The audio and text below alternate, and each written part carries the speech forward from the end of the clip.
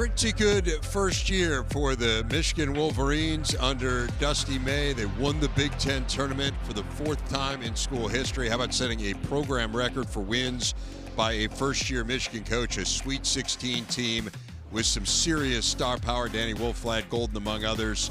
They lose those guys, but the portal class is phenomenal, led by a player many people believe is the best player in the portal. Yaxel Lendenberger came from UAB, but Adai Mara, Marez Johnson, Elliot Cadeau, just a fabulous group coming in for second-year coach Dusty May, who joins us now. And Coach, congratulations on a great first year. What did you learn about yourself and your program in that first season? Well, we learned what type of stamina you need to have to compete in this league. We went through some ups and downs, but a credit to our guys. They battled through some things and really played well in March. You're going to be seen as a top program in the Big Ten entering this year. I've seen you in a lot of top tens, picked second in the preseason poll, so people think really highly of this team. What have you said to this group about expectations? Well, we're certainly going to embrace those expectations. When you compete in the Big Ten in a league like this, the national championship, Big Ten championships, Big Ten conference championships are what you strive for. And so we have the tools in our locker room to compete against anyone. Now, we have a lot to figure out and some puzzles to put together, but we like the ability that we have. What about the league? You know, you came from Indiana, you were there, with Coach Knight, but it had been a long time since you've been there.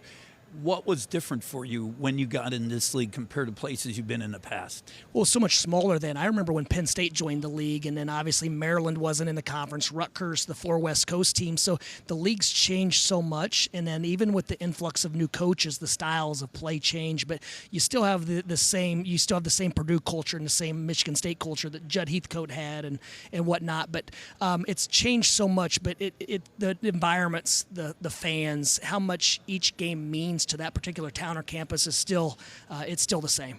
Yeah, what about, I was a doubter. I'm going to tell you, I did not think you could play big in this modern basketball. And I was one of the first guys at Illinois. We played 3 guards, a small forward, and a 4-man. But you had success. Now my question is, can you play 3 bigs at a time? Well, Coach, when they're all really good, I think you can. Figure it out. And that's what gave me the belief last year was I knew how good of players those guys were, and when they're really, really talented and they're adaptable and versatile, then you can figure it out. So I think we've gotten a little bit too much credit for playing those two guys together. You think any coach could have done that, is what you're saying? I know this guy could have back in the day. I saw that team with, and they were doing it differently back then, but those 3 guards they had were dynamic as well. Well, let's talk about some of those big guys you've got. Now, I mean, everyone wants to talk about Yaxel Lendenberg, right? Just such a versatile player, a guy who flirted with the NBA. I know it's probably one of the happiest days of your offseason when he said, hey, I'm coming to Michigan. I love his story. I mean, I love the fact that he didn't start playing basketball until pretty late in the game, that he's a JUCO guy. It's different than Danny Wolf, but in some ways it's similar, right? Like a guy who not a lot of people knew about or believed in, and all of a sudden has emerged as this player that everyone's buzzing about. What does it say to you about him, the path that he has traveled to get to this point? Well, first, his humility of most of these guys, they think they're ready before they're ready. And he just felt like he needed a year to play it in the Big Ten at this level to be prepared when he makes it to the NBA. He doesn't want to just make it. He wants to be prepared when he gets there.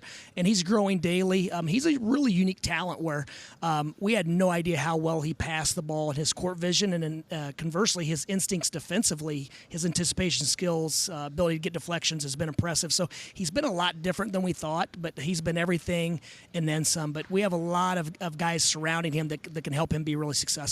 You mentioned there were some ups and downs with this team last year. Elliot Cadeau, the guard play was, when you struggled, that was the challenge, right? Was the guards. What does he bring, and how do you feel about your backcourt? Well, Elliot's an ultra competitor, and that's something that has stood out from day one. Every day in practice, he competes at the highest level. He shot the ball well. We just thought we needed a real facilitator, and his court vision, his ability to get us easy baskets. I think we probably got more dunks the first week of our practice this past year than we did all last year in practice combined. So he's been a real welcome addition as well. I thought last year just having Vlad come with you from your program was so important to bring your ideas, your culture with you. And I'm not sure he did it or not because I wasn't there, but I as a coach, I know that helps. talk about fans want to talk about the new guys, but what about the returners? You got some guys that have been really solid for you. Even a Cheddar, brings something to practice every day. That's probably the thing that gives me and the staff the most hope going into the season, that we were able to retain 4 guys that were pivotal players in 4 of our top 8 in the rotation. LJ Kaysen emerged late as a freshman, and Roddy Gayle had as good of an offseason as anyone in our program. Nimari Burnett he's almost like a coach on the floor. And then you mentioned Will Cheddar, who's he's the protector of culture for us. So ultimately, those guys are the ones that have been able to bring in the new guys, and they created the culture. So it's not hard for them to teach it. We're all so new and for the first time doing it together. What's the biggest question mark for you right now? I mean, obviously, the elephant in the room is how well we didn't shoot the ball in the meat of the season last year. I think the first 2 months of the season, we were top 10 in the country in threes, and then the last 2 months, we were bottom 10 in the country, which I don't know if that's ever been done before. But these guys have shot it well in practice and 5-on-5 play, and they put in the time, they put in the work, and as coaches, we're trying to find ways to generate even better shots, even more rhythm shots. So, you never know until you play the games, but I know our 2 exhibitions against Cincinnati and St. John's will have some flaws exposed. There'll be some questions answered in those games, which obviously don't count in the standings. And then you get to the games that do count, as we thank Dusty May, the Michigan coach. Let's take a look at that schedule that is ahead for the Maize in Blue. And you see some of the non-conference action, including Wake Forest, TCU, San Diego State, obviously Auburn, Villanova, both teams that went through coaching changes in the offseason. So we'll see what those teams look like. And then you see conference play, some of the more intriguing battles, obviously including the always huge games with Michigan State. They'll be in East Lansing on January the 30th. They head to Purdue February the 17th. And then how about that little game against Duke looming there in February, as if the grind of the Big Ten wasn't quite enough, Andy? Yeah, no question. I love the fact that we're now seeing some of those non-conference games in February. That game will be in Washington, D.C. Why is it in Washington, D.C.? Well, that's one of the 4 regional sites for the NCAA tournament, so always thinking ahead of potentially playing there. Andy Katz, Raphael Davis, Nimari Burnett, and Roddy Gayle Jr. There is no other transfer roster that is more anticipated than Michigan, but it only works if you've got key returnees like the 2 of you. But you guys have to lead. You've got to help this group come together. How is it going thus far? It's going amazing, man. Being around the guys each and every day, the time we spend off the court, the time we spend on the court, it just brought us more closer together. And it's made us a better team as well. And I'm excited to hit the fire here soon. It's October. The season is approaching. And it's something that we're all excited about. Roddy? I just say with having key returners like me, Nimari, Will, we kind of built the foundation on which we want to play going into this year. And then the kind of guys that we got from transfers and freshmen and just personality guys. It's easier to build a team when you have guys that connect off the court because it helps on the court.